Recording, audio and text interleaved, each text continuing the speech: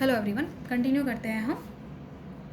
तो हम एटम्स देख रहे थे कि एटम्स की जो एटम आपका न्यूट्रल है जिसमें कोई चार्ज नहीं है उसकी क्या कंडीशन थी कि नंबर ऑफ प्रोटॉन्स और नंबर ऑफ इलेक्ट्रॉन्स दोनों सेम होने चाहिए, इक्वल होने चाहिए।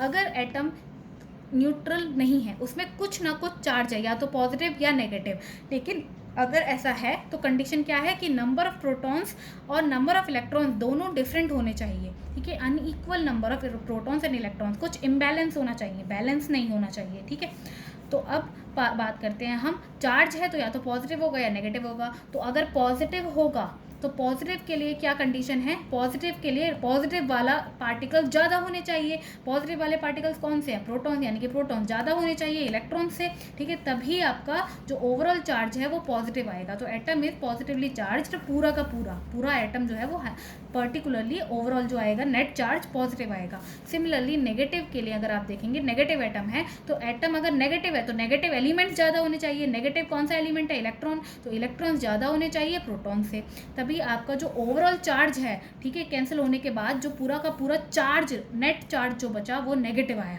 ठीक है, तभी वो नेगेटिव चार्ज आएगा। ठीक है, तो आप ये एक नोट लिख लेंगे, न्यूट्रॉन्स, जो अंदर न्यूट्रॉन्स हैं जिनका कोई चार्ज नहीं है, न्यूट्रॉन्स बीइंग इलेक्ट्रिकली न्यूट्रल, क्योंकि वो इलेक्ट्रिकली न्यूट्रल है इसीलिए प्ले नो रोल, कोई रोल प्ले नहीं करते जब हम चार्ज को कैलकुलेट करते हैं। And hence has been neglected for calculation of charge. जब हम चार्ज को कैलकुलेट कर रहे हैं तो उनको हमने थोड़े टाइम के लिए नेग्लेक्ट कर दिया, क्योंकि उनका कोई चार्ज ही नहीं है। अगर हम जीरो को ऐड भी कर लेते या जीरो को माइनस भी कर देते तो क्या फ़र्क पड़ता, क्योंकि जीरो की तो कोई वैल्यू नहीं थी यहाँ पे। ठीक है, तो जीरो की वजह से हमने उसको नेग्लेक्ट कर दिया न्यूट्रॉन्स को। अभी हम सिर्फ प्रोटॉन्स और इलेक्ट्रॉन्स की बात करते हैं जब भी हम चार्ज कैलकुलेट करते हैं। ठीक है, तो इतनी बात आपको समझ में आई कि अगर कोई एटम चार्ज है तो उसकी क्या कंडीशन है, चार्ज नहीं है, न्यूट्रल है, तो उसकी क्या कंडीशन है। को अगर कैसे पता चलेगा कि पॉजिटिवली चार्ज है या नेगेटिवली चार्ज है। ठीक है, कैसे पता चलेगा, इलेक्ट्रॉन्स और प्रोटॉन्स को काउंट करके हमको पता चलेगा कि कौन सा एटम कौन सा टाइप का चार्ज है उसके अंदर। ठीक है, तो अब हम इसके ऊपर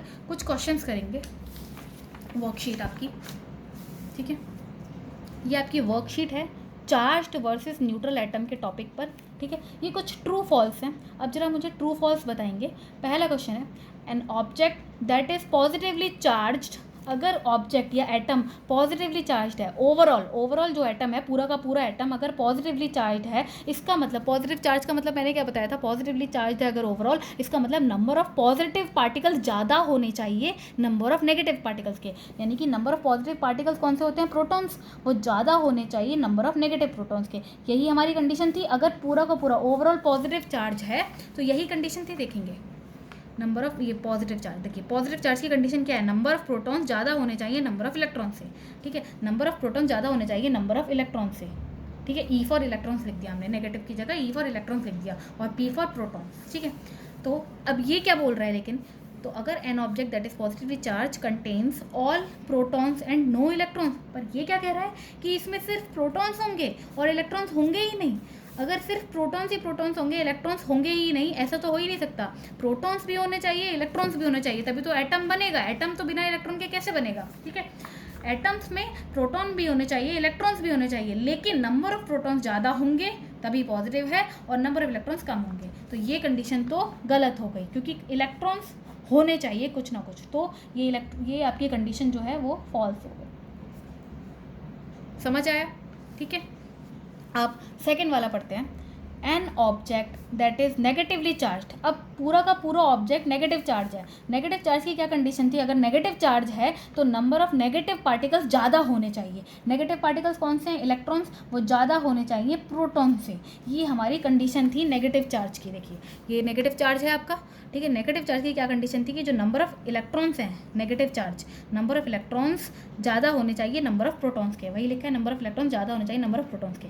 अब इसमें क्या कह रहा है ये देखते हैं कि अगर नेगेटिव चार्ज कोई एटम है उसमें could contain only electrons with no protons. वो कह रहा है कि उसमें सिर्फ इलेक्ट्रॉन्स हों और प्रोटॉन्स हों ही ना, जीरो हो प्रोटॉन्स। ऐसा है नहीं, क्योंकि न्यूक्लियस के अंदर तो ओवरऑल पॉजिटिव चार्ज होता है, प्रोटॉन्स तो कुछ ना कुछ होने चाहिए और इलेक्ट्रॉन्स भी कुछ ना कुछ होने चाहिए। तो ऐसा तो है ही नहीं कि प्रोटॉन्स होंगे ही नहीं। ठीक है, तो नो प्रोटॉन्स की वजह से ये बात बिल्कुल गलत हो गई और हमने इसमें लिख दिया फॉल्स। समझ आया। ठीक है, अब हम बात करते हैं क्वेश्चन नंबर 3 की। क्वेश्चन नंबर 3 कहता है N object that is electrically neutral, neutral है अगर, ठीक है, यानी कि कोई चार्ज नहीं है, न्यूट्रल है यानी कि नो चार्ज।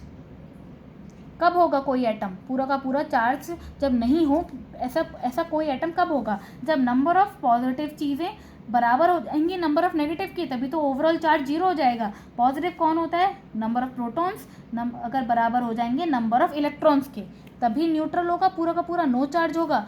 पर ये क्या कह रहा है, इसका स्टेटमेंट पढ़ते हैं कि नो चार्ज या न्यूट्रल एटम तब होता है कंटेन्स ओनली न्यूट्रॉन्स, जिसमें सिर्फ न्यूट्रॉन्स होते हैं। न्यूट्रॉन्स मतलब ये, न्यूट्रॉन्स मतलब जो न्यूक्लियस के अंदर सिर्फ न्यूट्रॉन्स होंगे, ना पॉजिटिव होंगे ना इलेक्ट्रॉन्स होंगे, ना प्रोटॉन्स होंगे ना इलेक्ट्रॉन्स होंगे, सिर्फ न्यूट्रॉन्स होंगे। ऐसा होता है नहीं, न्यूट्रॉन्स भी होते हैं, जितने न्यूट्रॉन्स होंगे इनफैक्ट उतना प्रोटॉन्स तो होने ही होने चाहिए, ठीक है। तो प्रोटॉन्स भी होंगे, इलेक्ट्रॉन्स भी होंगे और न्यूट्रॉन्स भी होंगे। तो ये वाली बात तो गलत हो गई कि सिर्फ और सिर्फ न्यूट्रॉन्स होंगे, नहीं, ऐसा तो बिल्कुल नहीं। तो ये भी हम लिखेंगे फॉल्स, ठीक है। अब लास्ट क्वेश्चन है हमारा, ठीक है।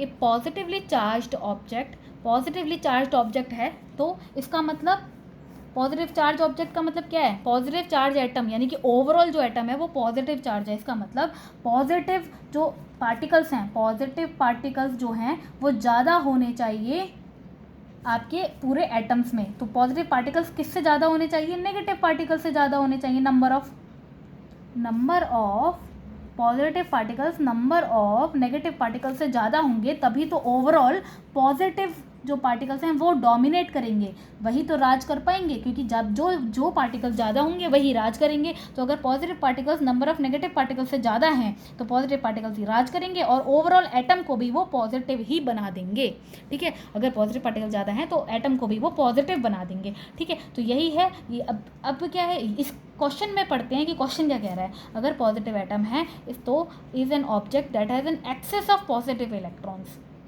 एक second, excess of positive elements होना चाहिए ना, क्योंकि ज़्यादा क्या होते हैं पॉजिटिव पार्टिकल्स हैं क्या पर, प्रोटॉन्स, और नेगेटिव पार्टिकल्स होते कौन से हैं, इलेक्ट्रॉन्स, यानी कि प्रोटॉन्स ज़्यादा होने चाहिए इलेक्ट्रॉन से, ये है सही कंडीशन। बट वो क्या कह रहा है कि ज़्यादा क्या है, एक्सेस में क्या है, पॉजिटिव इलेक्ट्रॉन्स, नहीं, पॉजिटिव तो इलेक्ट्रॉन्स होते ही नहीं हैं। पॉजिटिव एलिमेंट्स कौन से, प्रोटॉन्स लिखा होना चाहिए यहाँ पे, ठीक है। पॉजिटिव इलेक्ट्रॉन्स तो होते ही नहीं है, तो ये क्या हो गई कंडीशन, फॉल्स हो गई, ठीक है। तो ये था आपके कुछ वर्कशीट। आप, आई होप आपको सब समझ में आया होगा। तो आप इसका भी स्क्रीनशॉट ले लेंगे और मैं इसकी भी वीडियो का भी स्क्रीनशॉट दे देती हूँ आपको, ये लीजिए। अब इसके भी स्क्रीनशॉट ले लेंगे और इसको नोट डाउन करेंगे अपनी नोटबुक्स में, ठीक है, दोनों को ही, थ्योरी को भी और वर्कशीट को भी, ठीक है। Okay, thank you.